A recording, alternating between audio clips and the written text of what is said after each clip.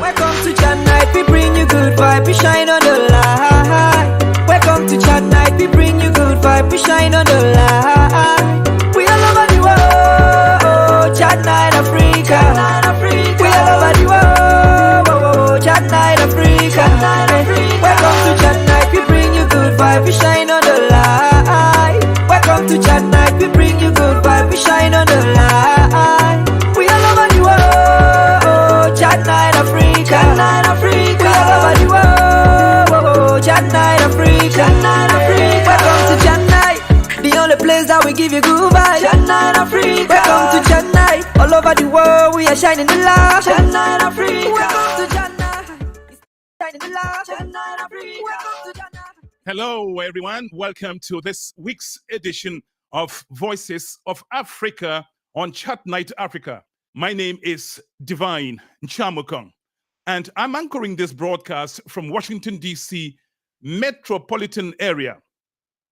You don't know how high you can jump over an obstacle, how fast you can run until you find a tiger coming after you. Otherwise, what would make anyone with just one leg take on a journey from Africa, trekking through extremely dangerous South American forest, treacherous hills and valleys, crossing fast-flowing reptile-infested rivers, even if to go to the promised land? Talk about a daring escape? Well, you are about to meet an amputee with a spine of steel. Ladies and gentlemen, join me now in welcoming one Mr. Fon Diodene, live from Maryland.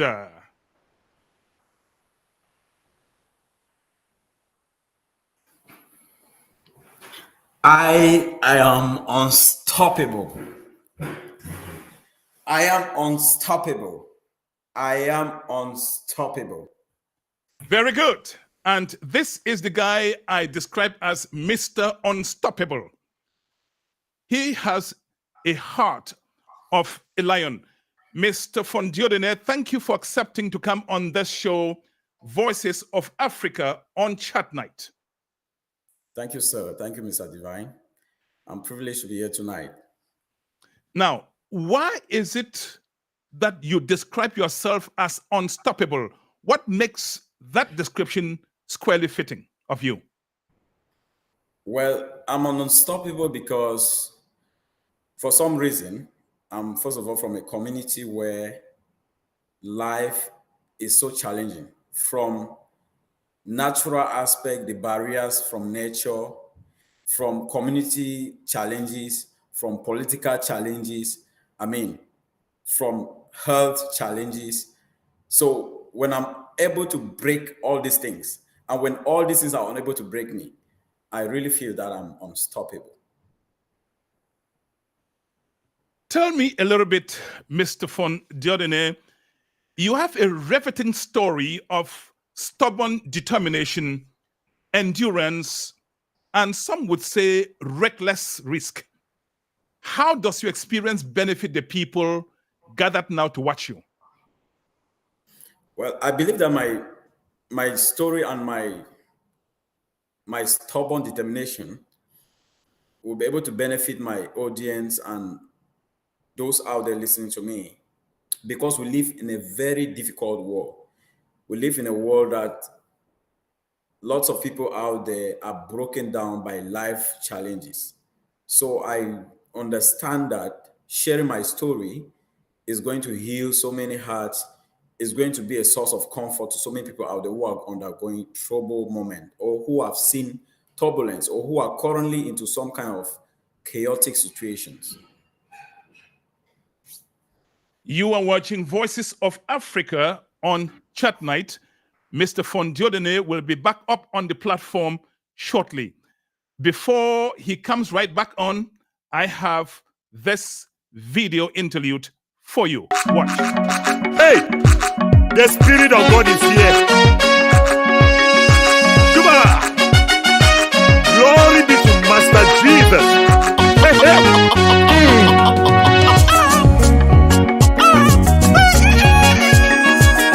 wonderful happiness. A wonderful happiness when we come together. A wonderful happiness. A wonderful happiness. A wonderful happiness when we come together. A wonderful happiness. Together we stand divided.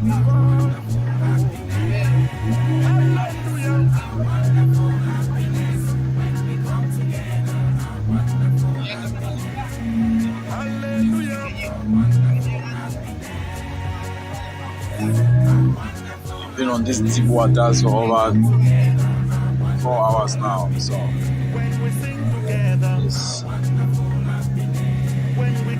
it's seen all type of reptiles and all kind of wild birds. It's terrible.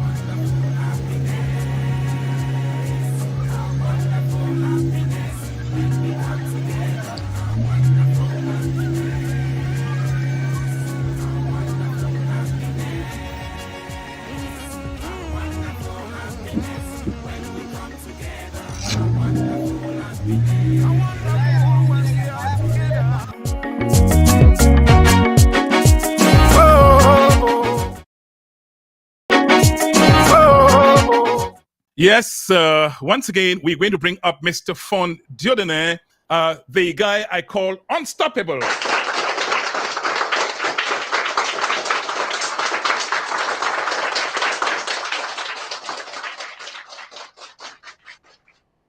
Diodene, I have to say that you embarked on a perilous journey. You could have lost your life on the trip. By the way, why would you come to the decision to leave Africa? What were you escaping from? I call your adventure a daring escape. Why is it daring? Well, it's a daring escape because, you know, when you are at the verge of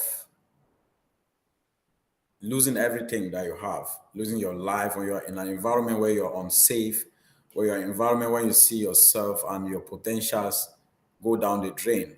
And when you are a witness of such testimonies happening around your own community, happening to other people, you will but for sure know that your end, or you will for sure know that what has doom to other people is surely approaching you. So you have no choice but to figure out how to save yourself or wait to be swallowed by what is going around you.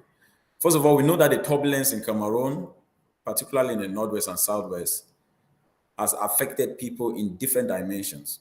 Some people have the means to escape, some other people are gone missing, so other people are perished within it. So, but I say I'm blessed to be able to be among those fortunate, to be able to find out how to go out there for safety. So I was pushed against the wall, or pushed to the extent where I know that I had no choice but to leave. And I didn't even know my destination. I just have to keep going. And I have to keep forcing from one country to the other, up to 13 countries. Then I find myself in the United States. We'll come to that. I'm going to ask you to take me through the path from Africa to the United States, how you made it on just one leg. That's amazing. Describe the scenario where you lived in Cameroon. You said when you are pushed to the wall. What pushed you to the wall? Not everybody watching this show is from Cameroon. And there are lots of people who will be watching later on. The war that is going on in Cameroon, the insecurity, the risks involved, that is all that pushed me to the wall. So did somebody sell the idea to you that, hey, look, guy, it's time you take off? Otherwise, you leave, and where are you leaving and going to? Actually, when you have lost everything and when you have lost your comfort zone, when you have lost all that you worked for, you've lost, you are living constantly in fear, you know, you discover that you have no choice but to seek for ways to go into an environment that you think that is going to be safe for you. So that is basically what happened to me. So I had to take off. When you left, when you took off from Cameroon, did you know exactly, did you have in mind that you were heading to the United States, or you just took a direction and started going? I had no direction. I had no plan in place. I had no map. I was basically running for safety. That is why I first of all moved to Nigeria, and then I'll start struggling, and then we'll have to move to other countries, and then keep going. As you move to the next country, you find a difficult situation. You have to keep going. You keep experiencing new obstacles. You keep discovering that you have not reached in that environment where you think that you'll be safe and you think that you'll be okay, or you think that you'll be attended to based on what pushed you out of your country. So that is exactly what happened to me. When you left Cameroon, were you doing anything? Yes, I was doing a lot. I was playing soccer. I was a professional soccer player as an amputee. I was an entrepreneur. I was also a student. So I was also a community volunteer for people with disability. I was an advocate for people with disability, because I was basically using my education and my story to impact the lives of, to give positive impact to those whose lives are endangered, probably by war or by natural disasters, those who have amputation and all of those things. I was doing a lot of things in my community and for myself and for my family before I left Cameroon. So you leave Cameroon. How did you find yourself in Nigeria? You have one leg. Did it occur to you that this is just being unrealistic? It's unrealistic to think that on one leg you'll be able to make all this journey. How did you get to Nigeria? First of all, I grew up from that background where my challenges build a steel within my heart. My challenges build a thick skin around my heart that makes me to face life with a mind on two legs, but physically on one leg. I don't remember being on one leg. I don't remember my mind. I don't think on one leg. I think on two. So I think on two because disability to me is a state of mind. It's a mindset, because some disabilities, they are visible, others are invisible. I believe that I could do anything like any other person in the mainstream society. So this alone gave me that scenario of always thinking that, okay, I can be able to do whatever thing that is worth doing for the benefit of myself and the community and my family at large. So how did you get to Nigeria? By canoe, on high sea. Did you people have life jackets? I don't know what you mean by life jacket. You basically enter a canoe in case the canoe capsized. What were you going to do in the middle of the sea? Where we have some tubes, maybe tubes from tires of vehicles, which you have to hang it around your neck, and then you basically step into the water, and that is your life jacket. Your life jacket is basically this tube, the tube that you have to put it around your neck. That was my life jacket. When you left Cameroon, what skills did you have? I had skills in computing. I had skills in soccer. I had skills in projects management, like community activity. I had skills in leadership. I had other skills, communication skills. Those were basically some of the skills that I had. You have one leg. Were you born with one leg, or some illness got you to being amputated? Basically, I was born on two legs as some childbirth, but I didn't enjoy those two legs because I lose it very young. I lose my limb at between the age of 5 and 7 years of age. I mean, that was an age where children experience how to walk, how to move around, run around, to play. So I've never enjoyed two legs. It is now that I'm enjoying two legs because when I arrived in the United States, they had to build me an original prosthetic limb. So I was not born. I was born on 10 toes. I was not born on 5. So I had an ailment. I had an ailment, and it was poorly treated. It was treated with some rudimentary methods. Like they have to. My mother basically have to look for herbs and all of that. So it metamorphosed into elephantiasis, and the challenges of maybe medical aid is not available or is for the rich. We can't afford it.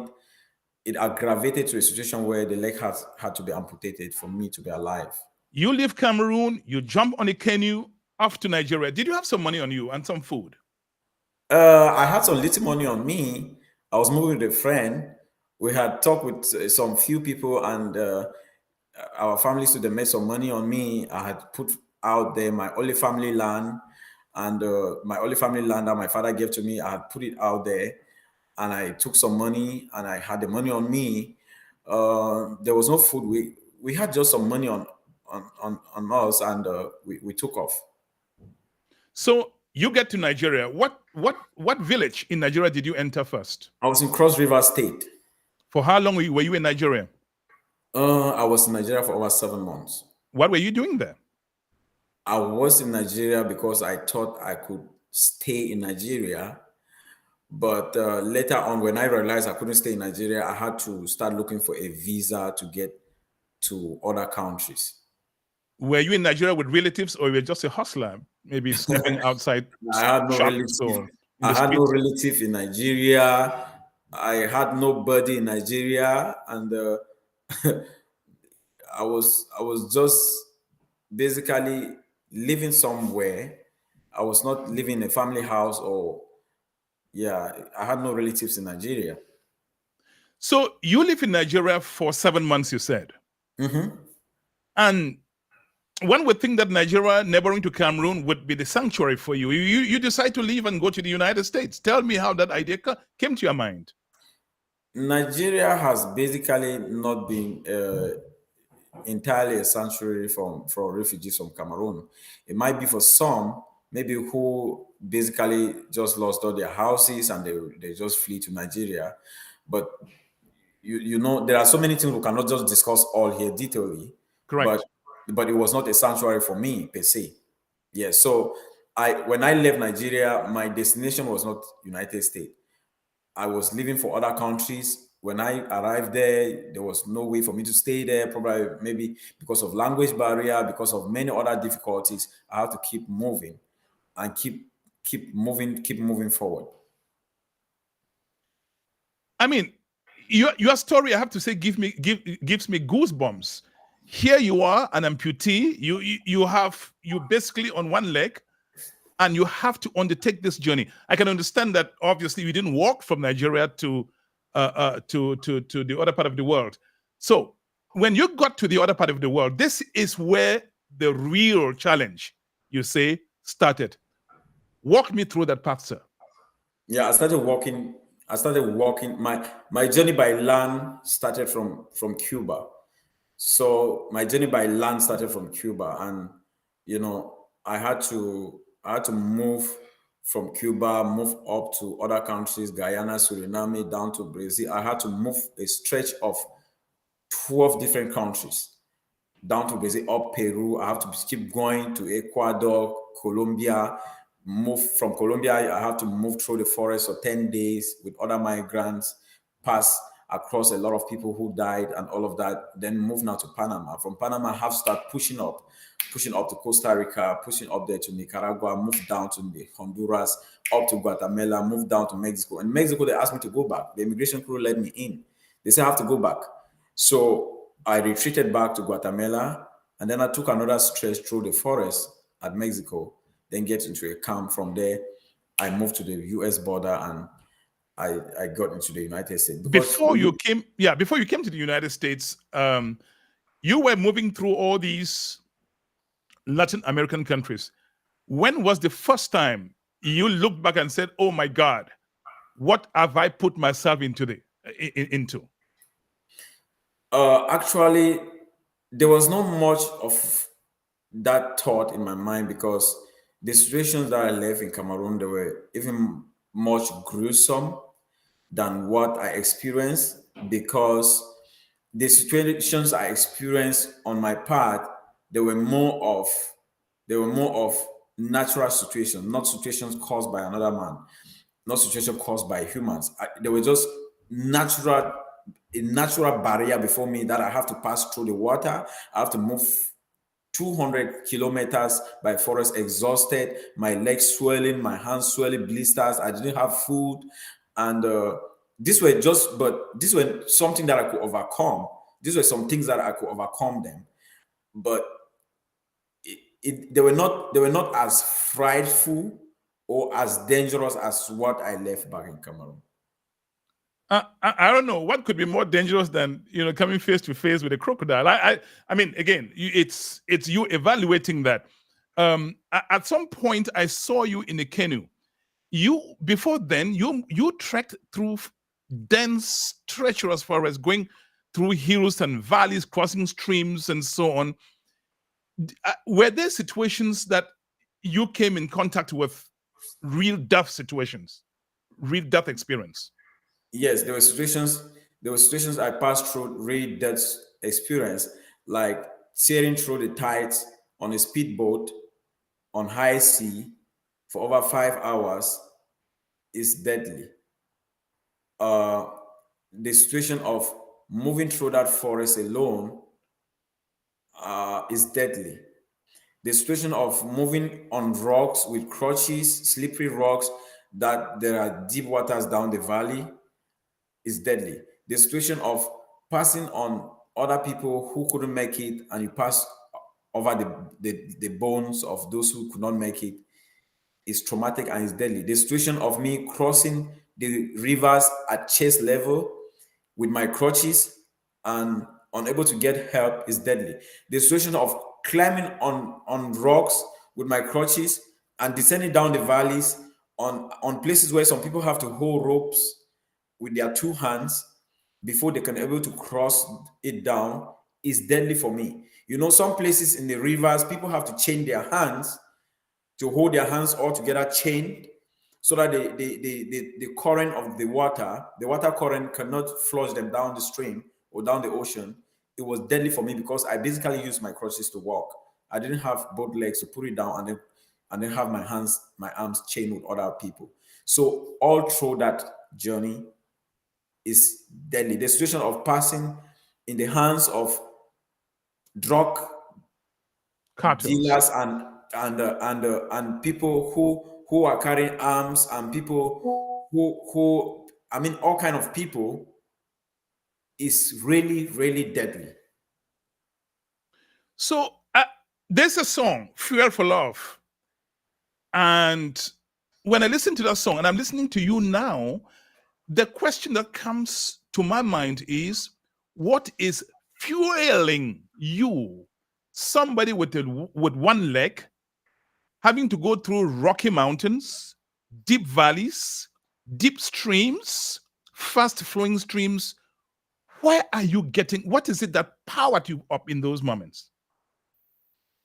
The thing that powered me up in those moments is that I'm a free being, and the things that powered my mind up to do this, they did not only the war and the conflict in Cameroon was just the immediate cause. There have been remote causes. The remote causes of marginalization, of stereotypes, like saying, oh, people with disabilities, like neglect. Like they say, oh, people with disabilities cannot make it. They say, oh, you cannot do this because you have just a leg. This thing is meant for people on two legs. Oh, soccer is meant for people on two legs. Or this journey can only be taken with people on two legs. I wanted to break those stereotypes. And the highest thing that motivates me are the troubles that I've gone through, the pain, the suffering. All those things were the things that were currently ringing in my mind. And then my family, I'm a very family kind of person, and I'm a family kind of person. And when the images of my family, they keep popping into my mind, it gave me that inner energy and strength to keep moving, to keep tearing through the tides, to keep climbing the hills, even when exhausted. I never gave up because these images keep coming into my mind. So I had that phantom, the phantom fear back home. It keeps coming to me. It keeps coming on, it keeps popping on me. So these were the things that were actually my steam. You are walking through those treacherous places with other migrants.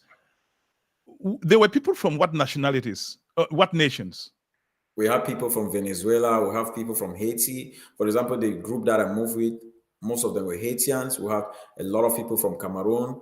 We have Chinese people, we have everybody from all parts of the world. We have Afghanistan, we have people from Pakistan, we have people from Russia, we have people from all parts of the world, Sierra Leone, Nigerians. We have people from other parts of Africa, Asia, and other parts of the world. Were you sharing the food, the food items that, I mean, I don't know if you had some. How about food and water? Were you just drinking from the rivers that you were crossing, or what? Yes, we basically drink from the rivers that we were crossing. Of course, when at the beginning of the journey, you have to carry some water, but at some point in the journey, you have to some point of the journey you have to start thinking about carrying yourself other than carrying any other thing else. I mean, even the clothes on your skin will somehow feel heavy. You feel like you need to pull them off and basically just move naked to feel lightened. So we drink from the streams. Whatever dirty stream will come across, we drink from it. That is why when I arrived this country, my body was itching. I had to go for treatment. And because I had body ache, I had body issues, I had some kind of rashes because of the dirty water and those circumstances. And you didn't take any medicine on you before you started the journey? I lose it in the forest. I lose my documents. I lose my food. I lose everything in the forest. What were some of the horrors that met some of the people you were migrating with? You talked about people falling and just collapsing and dying. If you walked around somebody or walked by somebody and the person fell and died, would you stop to say a prayer, or you just say, "Oh, some of those things that happen"? First of all, the life in the Darien Gap is a life that you will not wish anybody to experience it. I'll come to that question. Yes. So when somebody falls, you can just but say you're sorry. You can just but look at it in a moment. We pass a situation on the road where somebody breaking the leg because the person fell and the person is unable to continue. We pass a situation where somebody is tired, the person cannot continue, you cannot help. So it's a forest that. So when you say the person cannot continue, what happens to him or her? You just leave them to rot? I mean, when I say you plural. What I mean is when you meet somebody in a situation in that forest, maybe in a situation where the person is unable to walk, honestly, you cannot help the person. There's nothing you can do about it because you also need help. You need everybody in that forest basically needs help.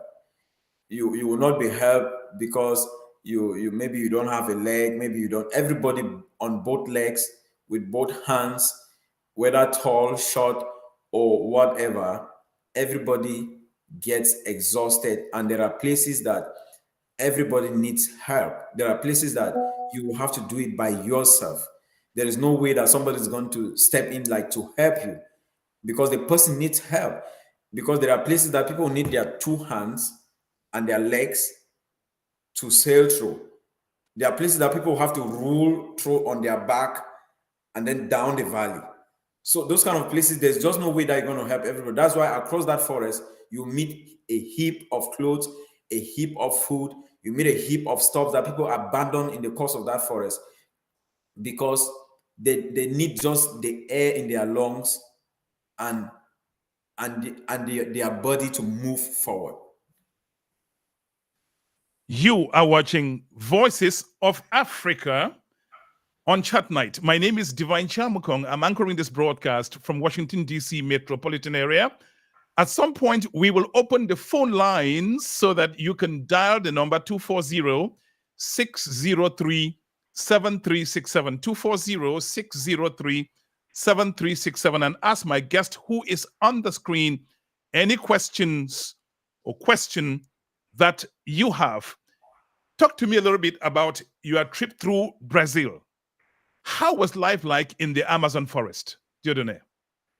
Life in the Amazon forest. Did you find some wild ripe bananas or eat raw fish? Tell me a little bit about it. No, there's no living, it's not Amazon forest, it is the Darien Gap. Okay. Yes. The Darien Gap has no life in it, per se. The Darien Gap is an uninhabitable stretch between Colombia and Panama. That stretch is inaccessible, and that stretch, it has no food inside. There's no way that you're going to meet fish inside.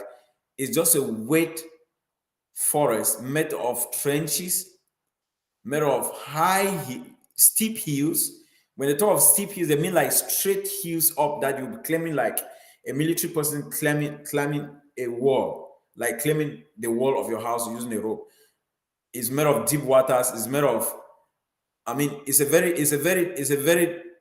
deadly forest, and it's very long.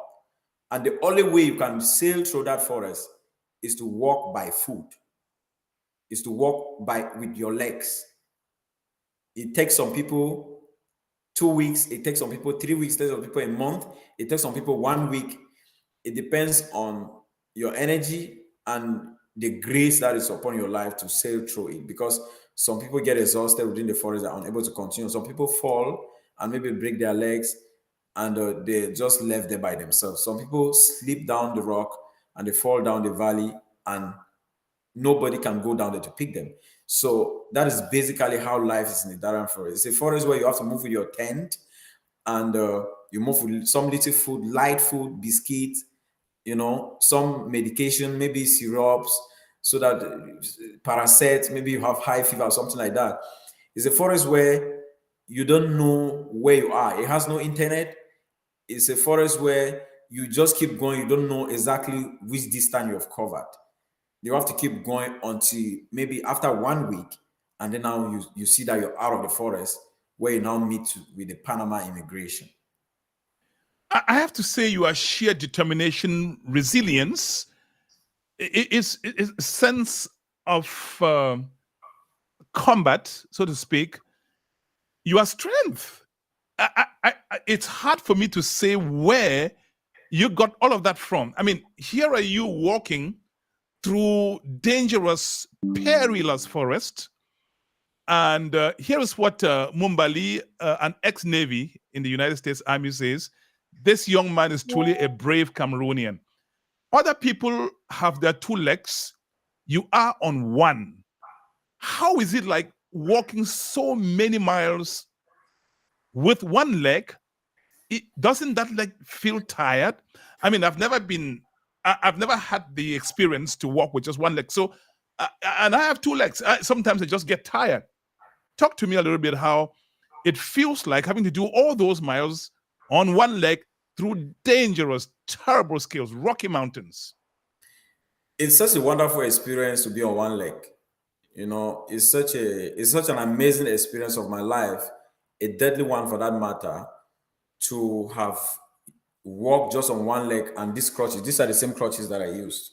So these crutches, I had to change the rubber that was there, and I had to cut my own tires and put it down here. This is a very thick tires. So it was, my whole body was paining, because when you are using, I basically use my hands and my 1 leg to walk. So I used the crutches to put them down, and I used just this leg to put it down to walk. The leg was swelling, my hands were swelling, all blistered. I had to bandage my hands, and I was on that journey like, I was basically like a fighter. I was like somebody who has just that one option to be alive again. It was like an option that was given to me to be like my last option on earth. So I was using the last energy that I have as human to stay alive. So moving on that one leg is such a wild experience that when I sit and think about it, I have the impression that there was some supernatural powers, which I don't know where they come from, whether it's from God, whether it's from my ancestors, that were able to enable me to pull through, because I actually got tired only when I finished that forest. But throughout that forest, some images were coming within my mind that kept me pushing, that kept me saying that, look, Fawn, if you don't do this, what about your children? If you don't do this, what about your mother? If you don't do this to the end, what becomes of the pain that your mother went through? What becomes of the story that you're using to inspire other young people with disabilities back in Cameroon? What becomes of people who have amputation due to war? What will inspire these people to continue to be alive? Because I was basically a trauma healer in Cameroon. Even those who are on two legs, they used to come to me to listen to me to come back to life again. Those who lost their legs, maybe due to war, I was the one that used to go to their houses and I share my story with them. I get them onto programs. So these people were constantly on my mind. So despite the fact that my hands were breaking, I had blisters, I had wounds, I had no food in my stomach. I remember I had no food. There was a point in time we had to lick toothpaste. We lick toothpaste and then now we drink water and then now we continue. Then we lick sugar and then we continue for that day. So if you look at my face on that video that you share, you are seeing the face of somebody who was near death but could not die. Death was not coming. So it is such a wild experience for me as a person to have walked completely through the Darien Gap, from Colombia to Panama, from Caprogana to Panama. So, and how many days are we talking? I took 10 days. You're in a forest. Did you people have some GPS or you just were going, just go? That forest had some weapons that those who are passing through it, they tie a particular color to some trees, and then some places you will follow that path and then you reach an end to a river. And then now you're seeing the next color of the tree that has been tied to the other side of the river. So you have to cross it no matter how deep the river is. So in some places, when you arrive there, you will see different roads with the same color of that sign that is tied on it. So people get missing in that forest. People get missing. And some people get missing in that forest even for a week, and then will have to find their path again to come and start again from zero. Some people get missing for 3 days. They go round to come and start again from zero before they find the right path. So there is no internet in the Darien Gap. There is no GPS in the Darien Gap. You can't make a phone call in the Darien Gap. And it is a very treacherous path. And I think, and I strongly believe that for anybody to take that path, that person must have seen something that is so unholy and so ungodly to have given that individual that courage to pass through that path. You can make phone calls, and even if you wanted to, what if your battery died on you? How would you charge your battery? I mean, you had phones. How would you charge your battery? My phone, I almost drowned in water. Water entered into my phone. I almost drowned. I was almost flushed down the stream. I had to cross my sticks across like that, like a cross, like an X, and I had to cross it and pin my one leg really down and stand for a while, for like 10 seconds. If I had lifted my leg up within that river, even an inch, I would have been flooded down the stream. I mean, that place where some of those places that people have to chain their hands like that to cross together. So I was almost, so I slip a little, bend down a little, and water, because I had a chest vest. I put my phone inside. So water entered into it, and then my phone was bad. So I had no communication for that long of time. Even before I got to the forest, I used to talk with my wife once in a while. When my wife didn't hear from me for more than a week, she started crying on WhatsApp. She started praying and saying that his husband Probably cannot you were die. dead. Yeah, your wife probably thought that you were dead. Yes, his husband cannot die untimely. His husband cannot make her a widow so early. And she was saying, when I came out of that forest, I saw those messages and I hit my chest and said, God, you saved me for a purpose, and that purpose must be fulfilled. Do you believe in God?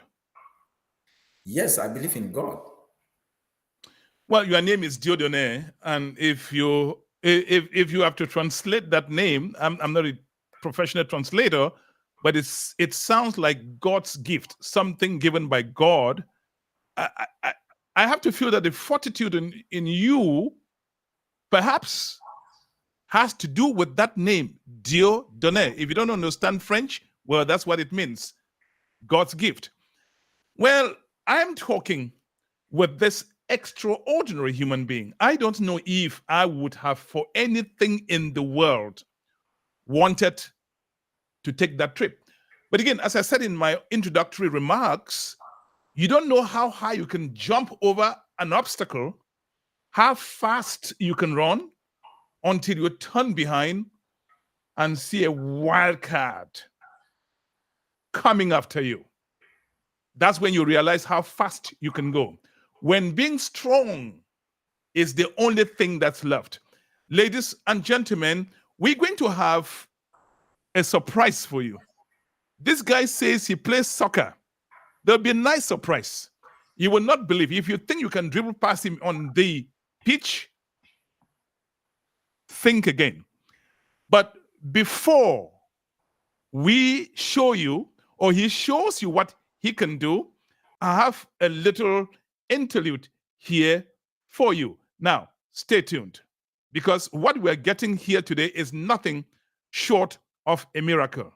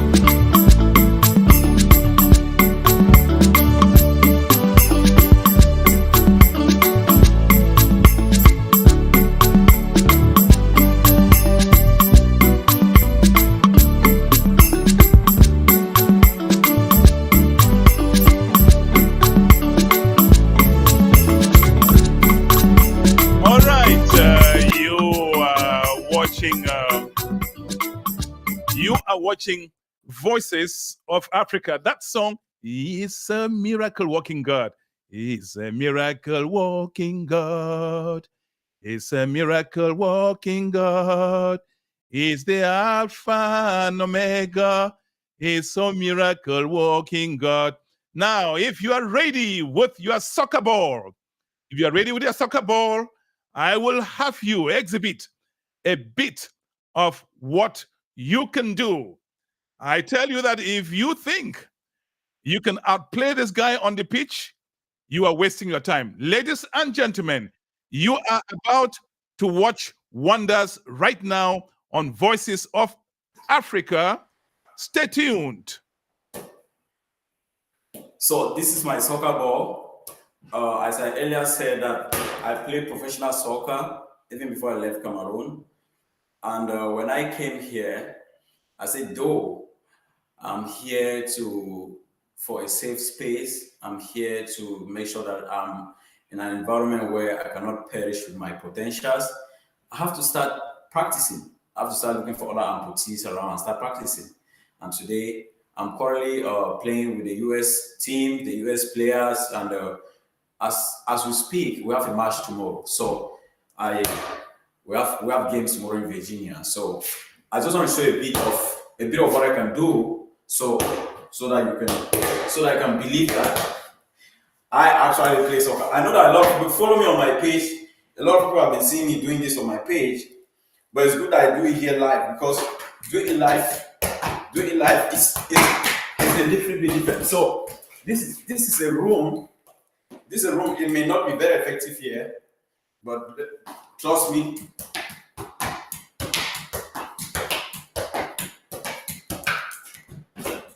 Trust me, we're gonna have a little bit of the scrimmages. So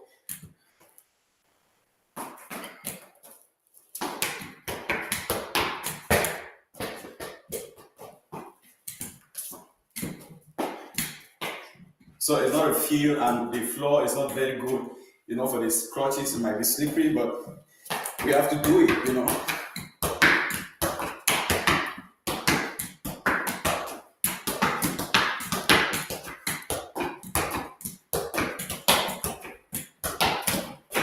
So that's basically just like tossing the ball. For me, I can really run like any other person. I mean, even Mr. Divine, I'm not sure he can cover the distance that I can cover. So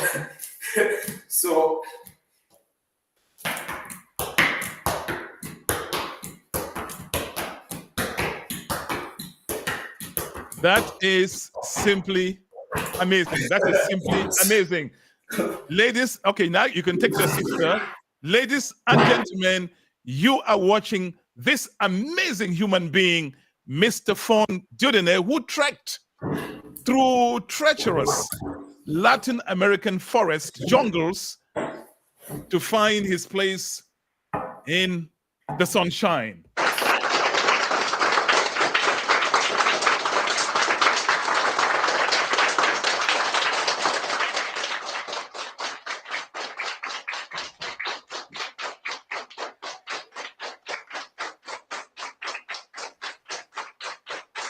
All right. Okay, my phone line is open. Anybody who wants to ask you a question can dial the number 240-603-7367. 240-603-7367. Somebody's on the line. Hello? Brother, good evening. Good evening. Do you hear him, sir, Mr. Diodene Fon? yes, I get him very clearly. That's Mr. Mumbalingwa, my director of transmission, live from Chicago. Yes, sir. Brother, thank you for having me. Do you have any question for Mr. Fon Diodene? I just have a comment. Diodene, I have been watching you on social media, ever since you came to America. And I must say that you are truly a definition of, what's I saying again? Nothing is impossible for a Cameroonian. Nothing is impossible for a Cameroonian. When I watch you, see, I come from a military background, a very tough military background. The kind of stuff that you've gone through, is the kind of stuff that military people train for many, many months and years to reach that level of, of power, to be able to accomplish something like that. See, this kind of skill is what is taught in the Navy SEAL community, in the special operation community. And people die just doing what you have done. Brother Divine, let me add. And I'm sure you and I know of people who have done the same trip. And I've heard horror stories horror stories from the Darien Gap. I've seen the pictures. Who haven't seen the pictures? Man, Dylan, I'm proud of you, bro. Your story is a story that we should never forget. We should keep this story alive to inspire many more young people, especially from the community where we come from. That if a guy like you with one leg can do that journey and do what he did to escape from Cameroon to come here, you have done something. And I've read some of your posts, and you talk of the situation in Cameroon, the war situation in Cameroon, and just by me coming from the military, I can tell that the trauma is real in Cameroon. If people have to do this journey, someone like you have to escape Cameroon on one leg to come to America, then something is terribly wrong back in Cameroon. And it wasn't catching a nice flight, Ethiopian Airlines, Air France, or anything, Air Morocco to get here. You have touched a point. You have touched a point, but someone like me, I remember when I came to America. I'll tell you briefly. Yes, you have 30 seconds, please. Our plane flew from Yaoundé, past two Charles de Gaulle. We came to DC, turned around the DC, the White House, to the Capitol. This was my American experience. I have never experienced what's like walking through the bush to come to America. And I would say this is amazing. It's amazing that you made it. And I hope that this story would inspire people. But again, this tells the kind of person that you are. You are a different kind of human being. The U.S. military should employ people like you to teach resiliency. The Cameroon community need to learn from you. The African community need to learn from people like you. I don't know. Just keep telling your story. I'm sure that even we are going to see you even on a bigger screen. I hope that someday CNN or one of these bigger media enterprises, get hold of your story, because your story needs to be told across the world. Yeah. So thank you so much, Mr. Director of Transmission. Thank you.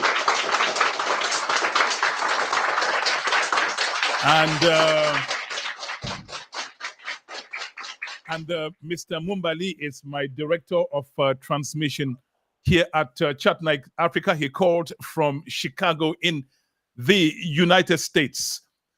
Have you ever thought about joining the military? Because you seem to have so many times. I came here. Mm-hmm. So when I came in here, I spoke with some group of police officers who are my friends, and they invited me to their office, and I've been talking with them if there's a department that can incorporate people who have some kind of diversity, so that I can be a part of it. So I am looking forward in the months ahead to reconsider it and really take it seriously, because I envisage of joining the U.S. Army, and not only joining it to just be a regular army, but joining it from a point of using it as a means to share the spirit of resilience, the spirit of determination, the spirit of focus, the spirit of never giving up. The spirit of mental, because all these things from the mind. If you don't have that strong mind power, you will be unable to sustain these challenges. Do you ever consider yourself as handicapped? No. But you are. Yes, I am, but... So how are you not? That's a good question. I'm not. So it's a myth. To me, it's a myth. Is there anything you cannot do? I see you play soccer. You've trekked through those rocky hills, deep valleys, there are some cross streams, deep streams, fast-flowing rivers, with crocodiles, reptiles. There are some. What is it that you cannot do? Okay, for example, going to the stream to go fetch water in the 20 liters of gallon, and lifting it on my head, and still holding my crutches and carrying it to the house. I know that is not really something which looks like a plus to show that a human being is useful, because with my prosthetic I can do that. But without my leg, there are many things. There are some basic things which I cannot do, which I can also do those things using some other means, which therefore means that without my leg, I can still meet up with some of those things. I can still adapt and do some of those things that any other person can do on two legs. But the aspect of believing that I am on one leg, I cannot do this, I cannot do that. No, I don't believe in that. I just believe that whatever thing that is out there worth doing, like any other person, I can as well do that thing on one leg in a different way. For example, I am playing professional soccer, and I play on one leg. We'll come to your stay in the United States. Let's talk about how you then found yourself across the borders of the United States. When you got, what was the last leg of your journey? The last leg of my journey was from Mexico to walk into the US, to walk into the United States, like from the Mexico border to walk into the United States. That was another. You keep talking about walking, and again, did somebody at some point ask you, gentlemen, you have one leg, where are you going to? Yes, what are you trying to accomplish? Yes, a lot, everywhere. What was your answer? My answer was, like, when we arrived Capugana, when we left from Nicoclin, and then we arrived Capugana, I was with hundreds of migrants from different parts of the world. And they would come close to me. I was carrying my bag loaded with things, with food items, with medication, with my tent equipped like any other migrant. But the difference is that I am standing right there on my crutches, on my 2 pair of crutches, and just one leg. So now these people, they will come close to me and they ask me that, are you going? Like, they see me, I'm ready, I'm dressed up, I have everything that they also have, and we're in the same location of people who are going towards one direction, and then they will still ask me to say it by my own self if I am going. Yes. So I don't get offended when they ask me those questions. When they ask that, I will laugh or I will smile. I'll say, probably they just felt pity for you. No, it's not about feeling pity for me. It's an impossibility. It's something that nobody should even think about it. So they come close to me. They say, "Are you going?" I'll say, "Let's see." I say, "Yes, let's see." They say, some people bully. Amazing guy. You're just amazing. Yeah, some people boldly tell me that, no, don't go. Some people tell me that, no, don't go. Like, some brothers who went ahead when I was still down there in Peru, they sent me pictures and videos on WhatsApp. What did they tell you? They sent me pictures and videos on WhatsApp of people who have died on the journey. And they said, look at these people, brother. These people. Do you want to really try this? Look at this. You want to really try this? Yeah, these people, they're on 2 legs. We cannot accept that you do this. Look, we are not saying this because we want to discourage you, but we are saying this because we love you.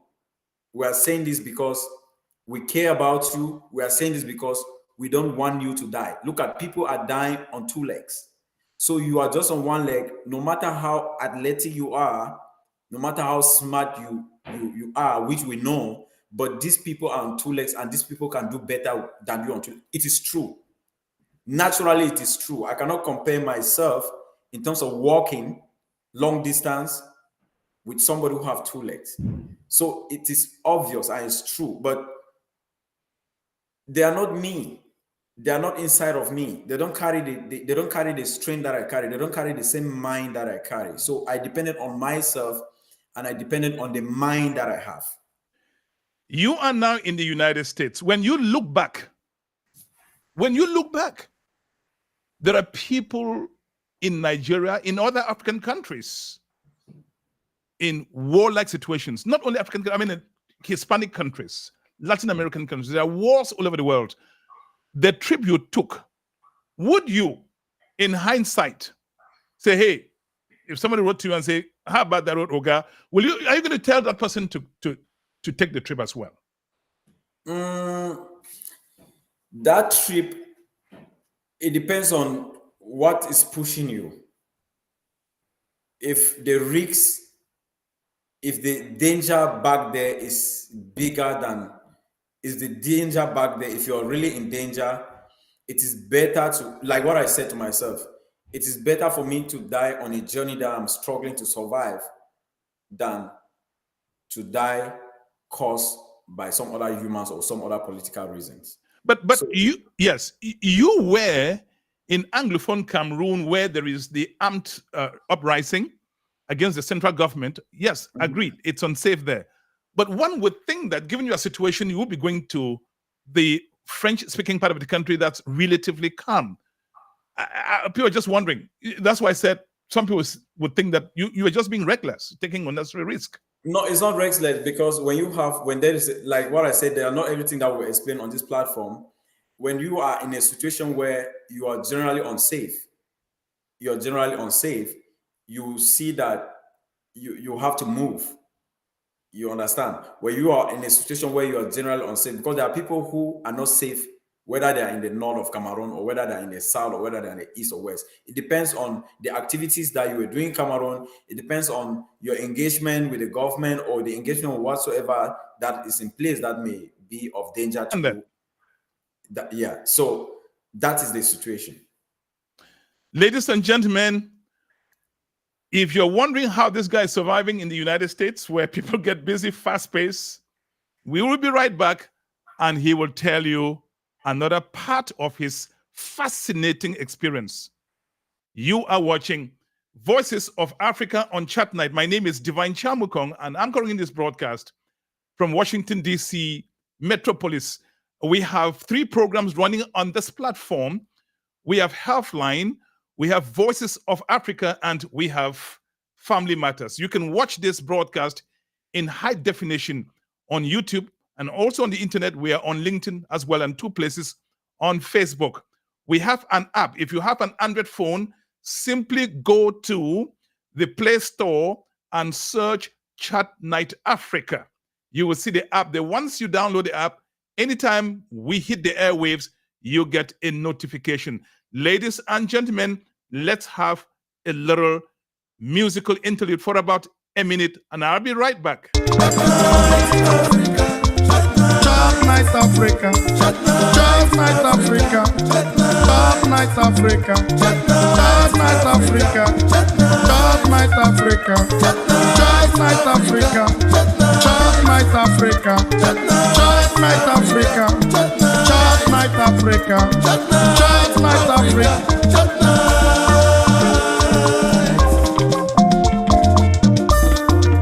Top Night Africa. Top Night Africa.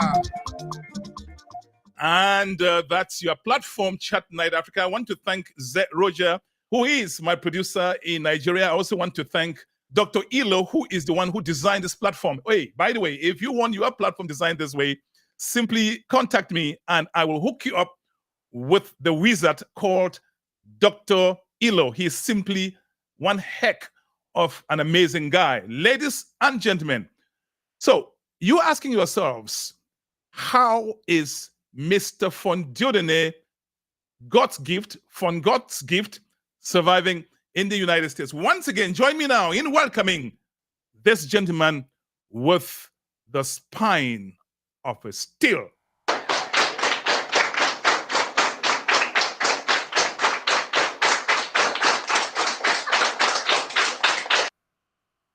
Very good.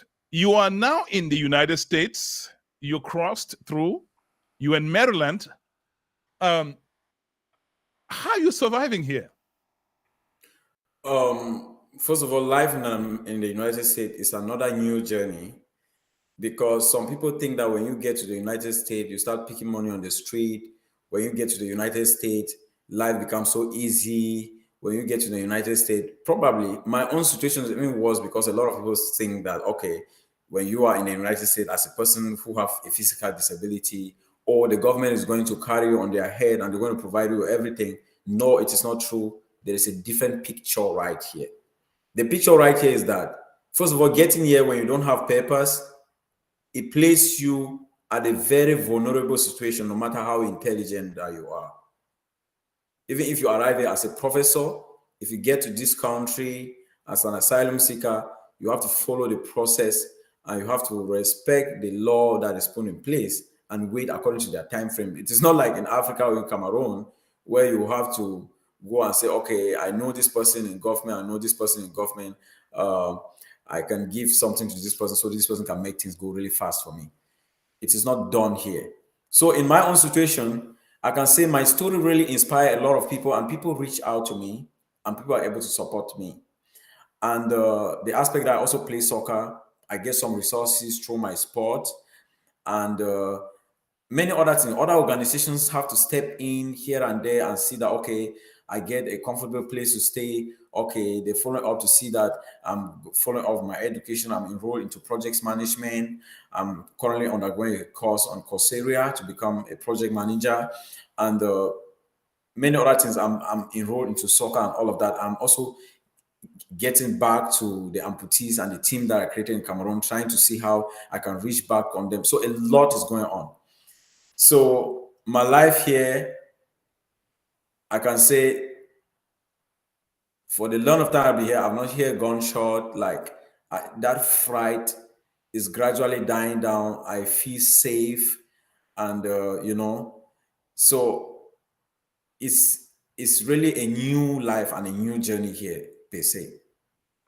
You play soccer. What teams do you play for in the United States? I play with the Columbus, Ohio team.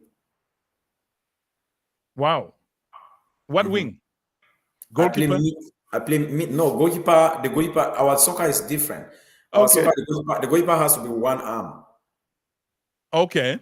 Yeah. So the players are with one leg. Either the one leg is not is in full capacity functioning, or the one leg is amputated. The goalkeeper, either one arm is not full capacity functioning or is amputated. In a situation where we don't have people, a goalkeeper without an arm, the person who gets into the pool will have to put into the jacket the one arm, and it has to be bandaged around the body. So you have to keep just with one arm. I also understand that you do photography. Is that right? I do photography as a hobby. Those are just some hobbies that I do. I like filming. I like comedy. I like doing skits. I like engaging with people, doing entertainment. So that is just a hobby. If somebody wants to contact you, what's your contact? I mean, they can reach out to me, and I know how to find you. But otherwise, if somebody wanted to contact you for anything, film acting, whatever, how do they reach you? Somebody can reach me on my number. My number in the US, my number is 301-343-0046. That's my number. Again, 301-343-0046. You can also reach me on my email. My email is fonddiodone007@gmail.com. Forgive me. I'm going to ask a little bit about your private life. Are you married? Yes, I'm married. I'm legally married with 3 kids. You see, my ring is standing there on my finger like Mount Zion. Look at my ring right there. You were married when you were an amputee, were you? Yes, I was married as an amputee. I found my wife in 2014, and we've been together from then till date. That's amazing. Mm-hmm. Did people ask? I mean, you have a beautiful wife. She has both legs. Did you hear people maybe murmuring, "What is this woman wanting to do with the guy with the one leg?" Did you hear that? I'm sorry, I'm going to ask you that question. No, don't be sorry. I'm that kind of person that I'm open to every question. I may just decide to answer or not to answer. So it depends on me to answer it or not. Yes, you're free to ask any question on earth that you feel like to ask to me. There's no taboo in asking me questions. So first of all, I am I'm very happy when people ask me this question when it comes to marriage and disability. Okay. It's a very big problem in our community and in our world today. How so? Because in our culture, they look at people with disabilities to be cursed. They look at, for example, if somebody have 5 children and one child come out with maybe orthostasis or maybe a limb deformation or an arm deformation or some kind of disability or hearing impaired or visual impairment, those children are always considered to be e-logs to the family. And per se, they will not even send those children to school. Those children will be stigmatized, they'll be isolated from other children, and they will be, that's why most people with disabilities in Cameroon are not educated. So it was a big problem when I found my wife. When I met her, we fell in love, and she accepted to marry me. But it was a very big family problem on both sides, and the community at large. Her friends were laughing at her. Some people said, "Oh, you deny somebody who is physically fit, who also has money, and then you go and accept somebody who's just like as dilapidated and look limping like a banana that has been blown off by wind on the fence." So it was a big thing. It was such a big problem. There was a fight here and there, back and forth, but she stood very strong for me, and I stood very strong for her. Because Wow. I have that belief, and I have that I had already grown into that mindset that I am equal like any other person, and I can do whatever thing that any other person can do. I can get married to whoever I want to get married to, tall, black, white, intelligent, whatever I can, ebony, any kind of, I could marry to any woman that I want to marry to. That is the mind I grew up with. And that is the kind of mind I also implanted in her when I met her. I basically told her that, okay, look at it, because she lived with me and she found me by herself. I was not introduced to her by somebody. So it has been a very powerful love story all the way. We had our first child easy because I was doing business. I had some resources, but now the rest of our children were in chaos. The rest of our children were under displacement. The rest of our children were under difficulties, but we're still together.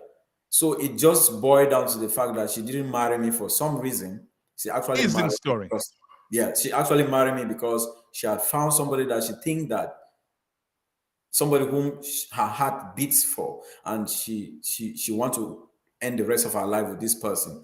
Like those difficult moments when we had lost everything because of war, she would have like moved away or she would have break away from me. But she has always been there, even with my children.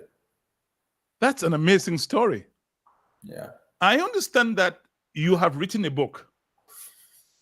Yes, I have a magazine. I have a magazine that have some aspects, some key aspects of excuse me, some key aspects of my story.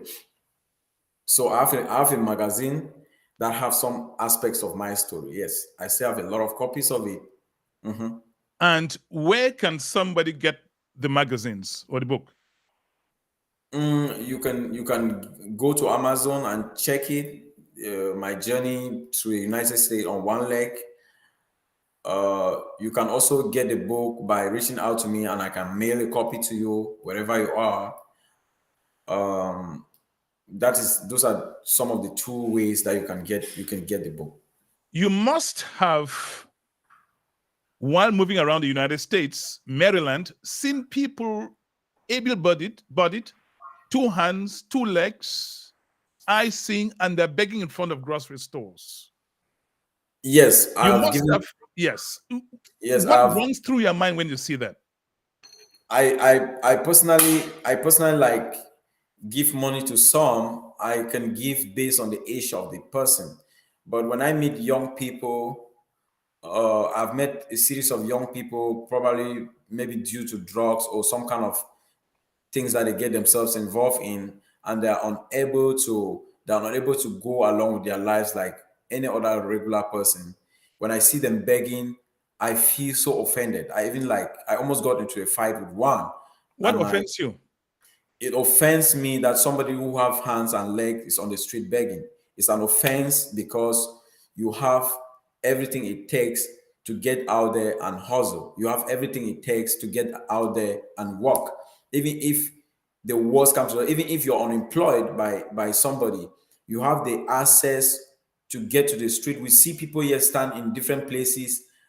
And let me tell you, end of this day, you'll see me standing somewhere in a group of people on my artificial leg, ready to go out there with my sneakers and my jean on and my winter jacket on, ready to go out there to go and do moving in a basement of somebody, to go and remove things and work with somebody. That's the kind of spirit that I have. I'm not going to sit there and wait for anybody. I have to go out there and do it and should make a difference. So when I see people begging, I feel I should get to a nearby place, get a whip and whip their ass, because it is such a shame. It is unacceptable. It is an offense for somebody who have the hands and the legs and your eyes are working, your ears are working, and then you stand there and beg. Anyway, America has a different system. Maybe I'm looking at it from where I come from. Here, it's easy for people to give money out like that. But where I come from, my family brought me up in a way that I have to go to the farm. I have to till the soil. I have to walk. I have to mold blocks to make money. Even when I was going for 11 February and 20 May, during days of youth day and this day, I have to mold blocks. I grew up in a culture of hard work. I grew up in a culture where I have to work. So what kept me home in this country and what kept me to depend on some aspect was because I didn't have a leg. Let me tell you something. In the next minute, I'm going to go to the street. I will have to stand where those guys are standing to get for those menial jobs, and I have to go and work. That is the energy that I have, and that is the spirit that I carry. I have to tell you this. Your sheer determination to surmount difficulties, to skip through, to go through, break through obstacles is simply amazing. Thank you, sir. It's amazing. Your story, and I would like that people share this broadcast. And here is what I brought you here. I receive letters from all over Africa. People are asking me to send money. Then I ask you, were you talking about young people asking me to send money? And some come to Facebook and they're looking for giveaways, when there are all kinds of skills on YouTube.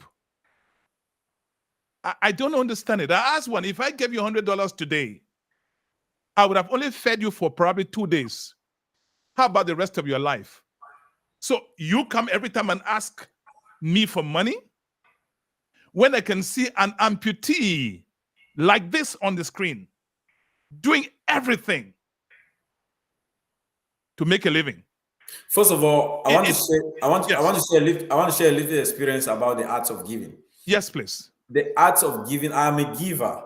One thing that brought me to this country is because I'm a giver, and it's because of the way I contributed in the lives of other people that a lot of people stood up to support me on my journey to the United States. I'm from a very broken background. I'm not from a rich background. I have nobody here in the United States. I'm the first person in my family to step to this country. So the art of giving has to take the right shape. The way I give to people is that I can give to somebody who maybe has a project or maybe have struggled through something and then has a shortage to round it up or to meet up to whatever they're working on. This attitude of people begging money, my inbox has been bleeding since when I stepped to this country, and I had to make a public post to ask folks to get out there and hustle. Because when you get to this country, people back home, they have that impression that money is on the street in this country. I used to think too the same way, but my approach has to be different. It was different because I'm learned. Somebody will ask you for something, you say, oh, I don't have it. The person will say, oh, the person will think that you're lying. The person will basically get angry and feel like, okay, money is all over the United States. You're moving around and you're picking the money and should be sharing it today. And it's such a difficult thing and so stressful to get here, and everybody think that you should give them money. Not people that you have even been, not all of those people, not people that you have had some business even in the past, not people that maybe you have something to do with, people who maybe they just knew you on the street back there in Cameroon, or somehow they just knew you somehow. They think that, okay, you should give them money. I'm going to tell you a little thing.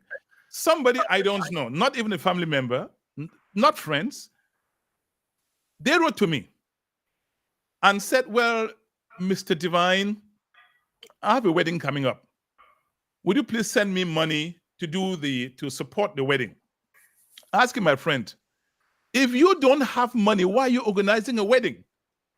So when you organize a wedding and the marriage begins, after or when your wife gets pregnant and has a baby, you come ask for money from Divine. Somebody is writing that he met me in Nicoclí, Colombia. I would like to connect with him. All right, very good. The people who saw me on the journey. Very good. That's all right. That's the guy. That's the comment. Yes. That's the comment. Hey, look, if you want to dial in, you can dial. The number is 240-603-7367. 240-603. Or probably if you ask this young brother who is dropping this comment that he met, who met me in Colombia, he should be among those people who were looking maybe from the crowd and just observing and saying something will be running in his mind that what is this young man trying to do? Like, you know, before people are reaching Nicoclí, people have first of all undergo a lot. It is not everybody that would approach people and begin to talk. Or first of all, it's a very precarious journey. It is so stressful. It is not a straight journey. It's just an illegal journey of people moving through different kind of routes. So people like him, when they saw me, they'll be like, what will be running in their minds like, where is he going to? What is he up to? What is happening to this man? What is he thinking? Is he all right? Are you okay? A motivational speaker or something? Is this guy mad? So what is going on? Are you okay? Are you okay? You know that kind of thing. You have one leg and good. See where you are trying. You're trying to go through. What you're trying to handle. You're biting more than you can chew. That's what was running. Must have been running in some minds, in the minds of some of the migrants you were tearing through the forest with. Yes, a lot of people. I have so many people in the United States that we actually move together. Yes. Now, I am going to have a little transition, and then when I bring you up, I would like you to address your friends all over Africa, because this is called Chat Night Africa. It's a global platform. Mm-hmm. So that would be your last word. Ladies and gentlemen, I will be bringing this guy with a lion heart up. You can watch this broadcast on YouTube in high definition or on the internet, www.chatnightafrica.net. We are on LinkedIn also concurrently, as we are on Facebook in two places, my timeline and the broadcast page. If you know somebody who is making a difference, please let us know. These are the kinds of people we want on this platform. Ladies and gentlemen, this is Chat Night Africa, and I'd like you to enjoy a bit of African beat.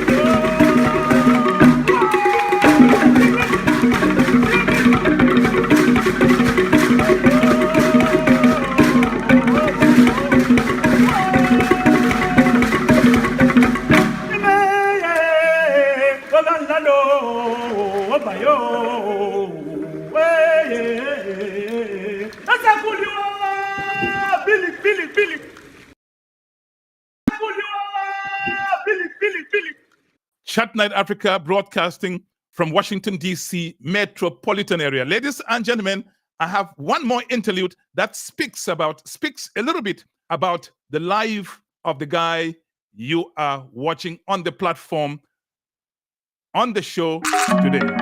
Hey, the Spirit of God is here. Juba! Glory be to Master Jesus. Hey, hey.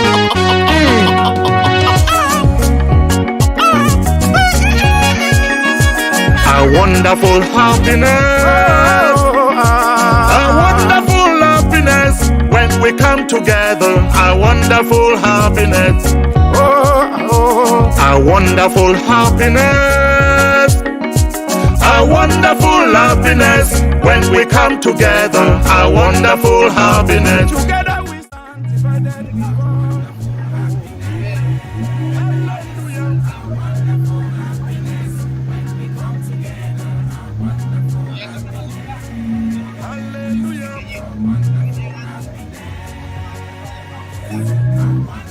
Been on this deep waters for over 4 hours now, so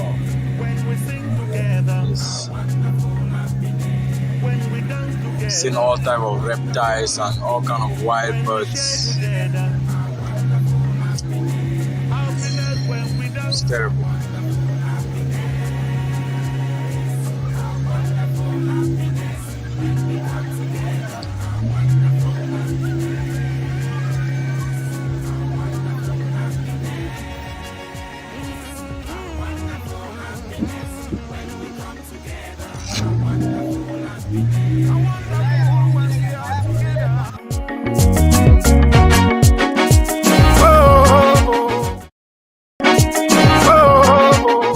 All right.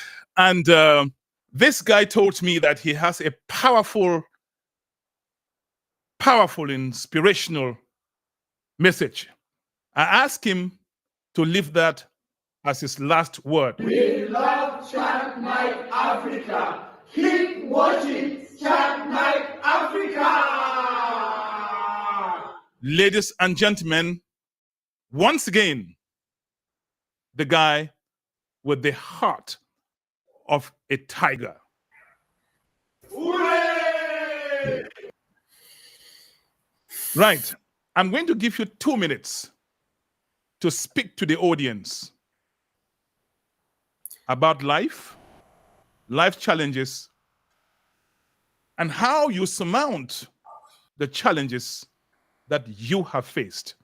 You have 2 minutes. First of all, I want to channel my words to those in Africa, and then this message will also inspire those who are out here, maybe in the United States, in Canada, in Asia, and other parts of the world. I want to say that no matter how life pushes us, I come to realize that human beings generally complain a lot. We do not take time to appreciate life. We spend our time criticizing life. We do not take time to appreciate the good things that we have, just being alive. And then as a young person, I want to talk to my peers. We are living in a generation where young people, we do not want to do anything. We just want to see it and things come and meet us. We keep complaining, even when those who are ahead of us, when they walk and try to support us, we keep misusing it, we keep abusing it, and we keep making them feel discouraged. I want to say that sometimes I feel offended when I see some people complain, but I just have to quail it down within me and say they are complaining because they are from a different background. They are from a different version. They are from a different angle of life. But let me tell you something. If you are complaining, take some time and listen to other people's stories. Take some time and move around and see what is happening to other people. Take some time and look and read and watch what is happening in the lives of other people. Take some time and move around and get a comprehension of what is going on around the world. And then sit back and praise God for the little blessings that you have of being alive to breathe.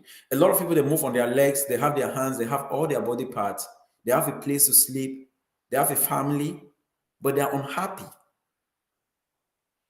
A lot of people are unhappy because they don't love themselves. They are not accepting themselves. They want to be some other people else. They want to be someone else. The highest thing that has made me to become the most admirable young person is because I accepted myself and I use my limitations into a brand. I use that thing that break people into a stepping stone. I use that thing that maybe they say, okay, he has just a leg. I use that selling point.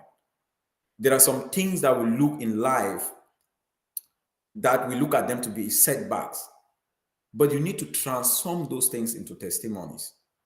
So I didn't allow the situation in hand and say, oh, the government is bad, the government is killing people, the government is chasing me, and I sit right back there.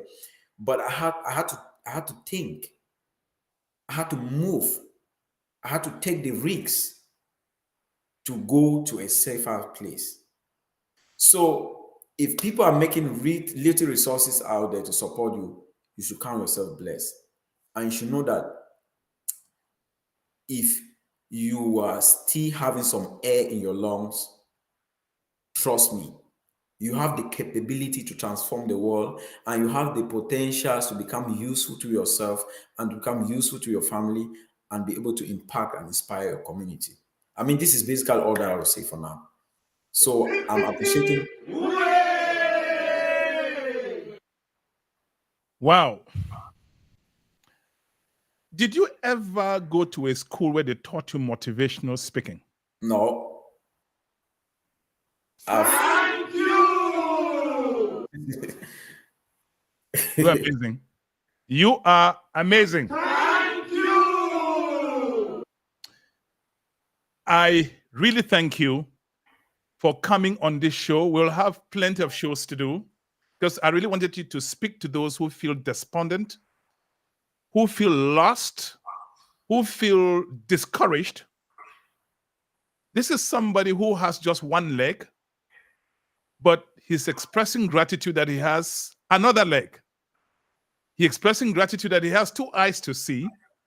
He has both hands. He can play soccer and score goals.